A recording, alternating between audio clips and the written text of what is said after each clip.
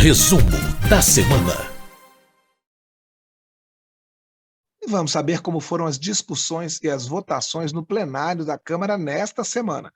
Quem faz um apanhado dos trabalhos é a editora-chefe da Rádio Câmara, Ana Raquel Macedo. Ana, vamos ao primeiro destaque, que é empréstimo consignado, um assunto que mobilizou os internautas nas redes sociais aqui durante muito tempo. Bem-vinda. Obrigada, Cláudio Ferreira, também aqui, quem acompanha a gente nesse resumo. É isso mesmo, Claudinho, essa medida provisória 1106, ela mexe com crédito consignado e a gente aqui nas nossas transmissões ao vivo,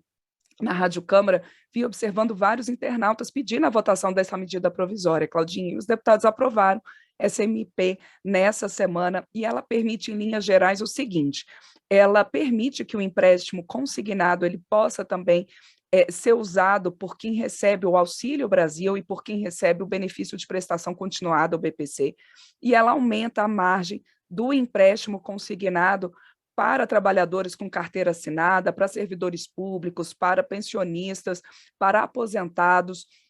O relator, o deputado Bilac Pinto, do União de Minas Gerais, ele fez algumas modificações no texto original da medida provisória, e aí o que foi aprovado nessa semana pelos deputados prevê o seguinte: prevê que a margem consignada, que é aquela margem ali que você pode comprometer do seu salário, ou da sua aposentadoria, ou da sua pensão, para poder fazer esse empréstimo consignado junto a uma instituição financeira, e com isso, como a instituição ali tem o crédito, tem o pagamento garantido todo mês, descontado desse benefício ou desse salário recebido pelo trabalhador ou aposentado, a possibilidade dos juros são menores, os juros são menores. Por isso, essa vantagem do empréstimo consignado. E aí, a margem consignada aumentando, a pessoa ela consegue pegar um empréstimo maior. Então, no caso de aposentados, trabalhadores com carteira assinada, pensionistas, servidores públicos, a margem ela passa de 35% para 40%. Para quem recebe o BPC ou a renda mensal vitalícia, ou ainda também ali do benefício ali do INSS, né, aposentado do INSS, essa margem passa de 40% para 45%. Então, você tem ali um grupo de trabalhadores com a margem em 40%, o outro com a margem em 45%, mas aí, em ambos os casos, Claudinho, a gente tem que 5% disso é para a margem consignável, para empréstimos ali com o cartão de crédito, para operações com cartão de crédito. No caso de quem recebe o Auxílio Brasil, a margem do consignável fica em 40%. Essa medida provisória, como eu disse, né, ela já vinha sendo pedido, cobrada a votação dela por muita gente, inclusive na interação aqui com os canais de interação da Câmara dos Deputados, incluindo aí as nossas transmissões ao vivo de jornais e também ali no caso do plenário, as transmissões ao vivo no canal da Câmara no YouTube. Mas houve ali algumas ponderações e algumas críticas de parlamentares, principalmente de oposição, a essa medida, porque com a questão ali, Claudinho, do risco de um superendividamento, de um endividamento ali das famílias, principalmente as famílias mais vulneráveis que recebem o Auxílio Brasil, recebem o BPC, nesse momento de crise econômica. De toda forma, a maioria dos deputados concordou com a medida, concordou com o texto do relator Bilac Pinto, que reforçou essa questão de que o empréstimo consignado ele é uma possibilidade que permite juros mais baixos para quem toma esse crédito. Então, a maioria dos deputados entendeu que era importante aumentar essa margem do consignado e aumentar também a possibilidade de categorias atendidas com esse tipo de empréstimo. Essa medida provisória agora vai para a análise dos senadores, Claudinho. Ana, outra aprovação que tivemos nesta semana foi do Plano Nacional do Esporte, não é isso? Isso mesmo, esse que é um assunto que já vem sendo discutido há um tempo no Congresso, o governo também mandou um texto para cá, e aí essa proposta que foi relatada pelo deputado Afonso Ram, do PP do Rio Grande do Sul, ela é, inclusive, uma questão que ele colocou, Claudinho, em plenário, que originalmente o nome seria Plano Nacional do Desporto, e ele mudou, inclusive, essa questão para ficar Plano Nacional do Esporte. E o deputado Afonso Ram, ele falou em plenário isso, que todo mundo conhece como esporte, é algo da vida das pessoas, então tornar isso mais próximo das pessoas. E o grande foco, o principal foco que a gente pode dizer dessa proposta aprovada pelos deputados nessa semana, do Plano Nacional do Esporte, é o esporte ali nas escolas, o esporte na educação básica, o esporte como importante no crescimento de crianças e jovens, de uma saúde de crianças e jovens. Então, esse foco na educação física. Uma das metas do Plano Nacional do Esporte, aprovado pelos deputados nessa semana, é que você tenha pelo menos 3 vezes por semana aulas de educação física ali nas escolas, na educação básica, que você tenha também parte ali, 30% dos recursos arrecadados para o esporte por meio de loterias, que 30% desses recursos possam ser investidos na prática esportiva de jovens e adultos, no financiamento do esporte na educação. Então, esse foco bastante forte do Plano Nacional do Esporte, nessa questão do esporte ali para o crescimento de jovens e de adultos, na construção de uma vida mais saudável. Também outra meta aprovada nesse Plano Nacional do Esporte, outra meta colocada, é que você tenha ali pelo menos 80% das escolas do país com infraestrutura destinada ao esporte, por exemplo, quadras esportivas, que as crianças, que os jovens possam ter essa estrutura mínima para suas aulas de educação física, para o seu incentivo. Prevê que continue, por esse plano, prevê que continue, então, esse financiamento, como eu disse, a partir de loterias, de concursos de prognóstico direcionado ao esporte, um recurso ali de 3,53% da arrecadação dessas loterias, e aí, como eu disse, também com percentual já voltado ali ao esporte de jovens e adultos e também ao financiamento do esporte na educação. Mas não só isso, o Plano Nacional do Esporte também prevê, Claudinho, que você tem um incentivo ao esporte de alto rendimento, e que aí, entre as metas, está, por exemplo, que 70% dos esportes praticados no país sejam classificados para os Jogos Olímpicos, que você tem o Brasil, pelo menos nos próximos 10 anos, entre os 10 primeiros colocados nos Jogos Paralímpicos e entre os 3 primeiros colocados nos Jogos Militares. O Plano Nacional do Esporte, ele foi aprovado ali pelo plenário, né, com vários deputados elogiando essa questão, e agora ele vai para a análise do Senado. Que bom, o esporte é um tema que sempre agrega as diferentes correntes políticas, os diferentes deputados desta casa. A gente teve também ontem, nesta quinta-feira, né, a aprovação do Dia da Paternidade Responsável. Eu gostaria que você explicasse um pouco o que é isso e também de acordos internacionais dessa semana. Isso mesmo, Claudinha. Esse dia, né, da paternidade responsável, se aprovado, foi aprovado pelos deputados, agora vai para o Senado, terminando a conclusão da votação pelo Congresso, é aprovado o dia 14 de agosto, fica como Dia Nacional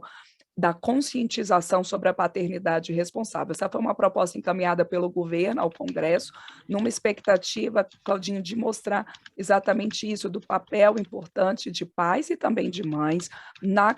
criação de seus filhos, por isso a paternidade responsável. Então, o objetivo ali colocado na exposição de motivos, todo o projeto ele chega ao Congresso como exposição de motivos, ou é apresentado pelos deputados também como exposição de motivos, que é a explicação, por que está se apresentando esse projeto. E nessa exposição de motivos que o governo encaminhou ao Congresso para essa proposta, o governo coloca que o objetivo é conscientizar a sociedade a respeito dos direitos, deveres e obrigações de ordem material, social, moral e afetiva que decorre, então, dos vínculos entre pais e filhos. Originalmente, o governo ele sugeria, Claudinho, que esse dia fosse em maio, mas a relatora da proposta, a deputada doutora Soraya Manato, do PTB do Espírito Santo, ela propôs que ficasse, então, no dia 14 de agosto, para ficar mais próximo do Dia dos Pais, que já é comemorado ali no segundo domingo de agosto todo ano. Então, fazer essa associação com o Dia dos Pais. Isso, então, foi uma proposta aprovada de forma simbólica pelo plenário nessa semana. Apenas o Partido Novo, como já tem acontecido em diferentes votações que tratam de criação de dias, o Novo se colocou contra, porque o partido entende que a criação de dias não é suficiente para você trazer essa questão nesse caso específico da paternidade responsável e outras questões relacionadas a dias para o novo, é preciso você pensar em outras propostas e políticas públicas, e o partido acha que não é o caso de você fazer uma lei sobre isso. Mas, como eu disse, a proposta ela foi aprovada de maneira simbólica pelos deputados, sem questionamentos ali pela ampla maioria, e agora vai ao Senado. Os deputados também aprovaram nessa semana 2 acordos internacionais, um deles prevendo que possa ser instalado aqui no Brasil o escritório da OCDE, que é a Organização para a Cooperação e Desenvolvimento Econômico, com a possibilidade ali de uma série de isenções fiscais e tributárias para quem participa desse escritório no Brasil e para o próprio escritório.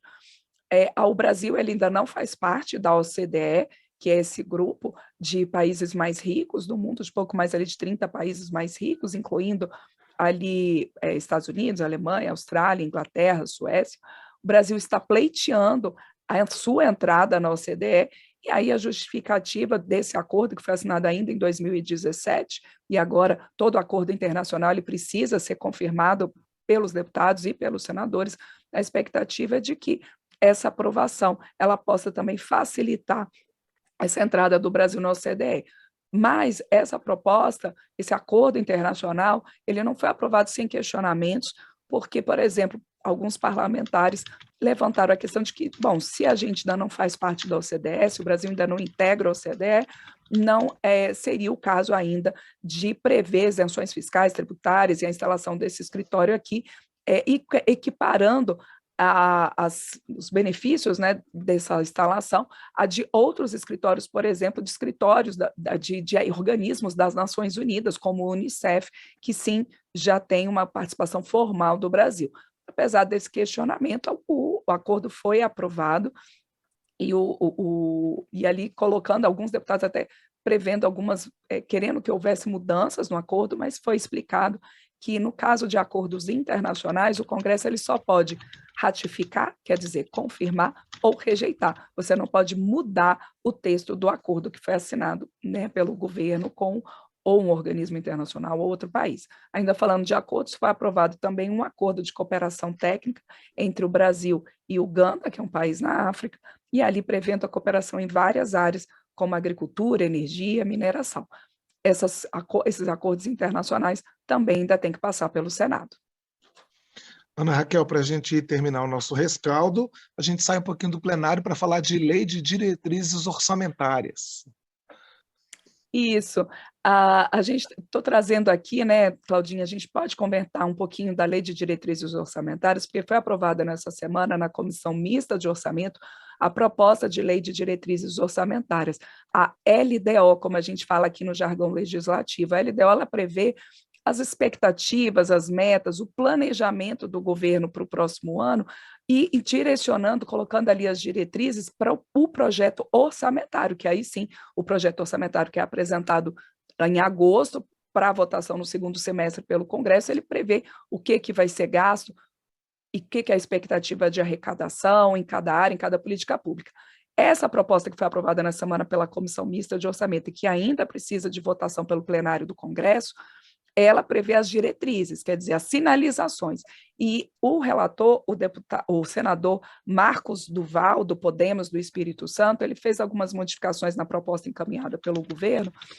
entre elas, e essa causou polêmica ali na Comissão Mista de Orçamento, entre elas a previsão de obrigatoriedade de execução das chamadas emendas de relator, as chamadas RP9. O senador Marcos Duval colocou que entende que haja ali questionamento sobre a transparência na aplicação desses recursos, que são